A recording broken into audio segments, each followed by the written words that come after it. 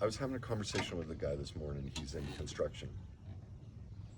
And I said, you know, we're talking about childhood, and, you know, everyone says their childhood was perfect. Right. And I'm like, well, let's look at that.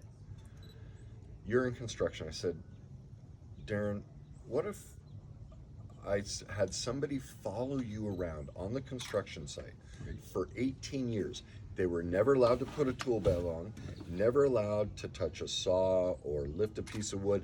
All they could do was watch you build the house, lay the floors, the foundation, run the electrical and everything. They could never actually do any of the work. Right. Do you think they could build a house? And this was magical. I've never asked that question before. It just sort of came to me, and he went, well, I think certain parts they'd be really good at, but other parts they'd have no clue. Right. Well, think of what parenting is. There's certain aspects where our parents are like perfect. Right. Like Right. they're Yeah, there. yeah, yeah. They're totally there for us. Yeah.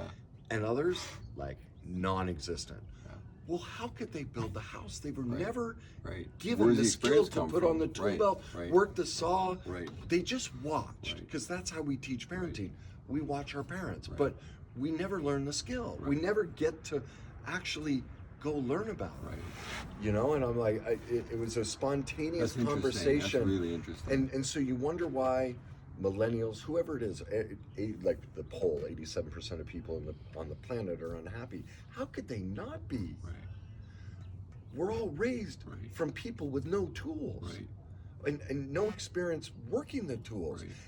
That doesn't Yeah. make them bad. That's just reality. Yeah, it's what they're surrounded by in their environment and to then me- day to day inside the home. And Yeah, and so then you want to teach people to make their life better, but you don't want to talk about that? right.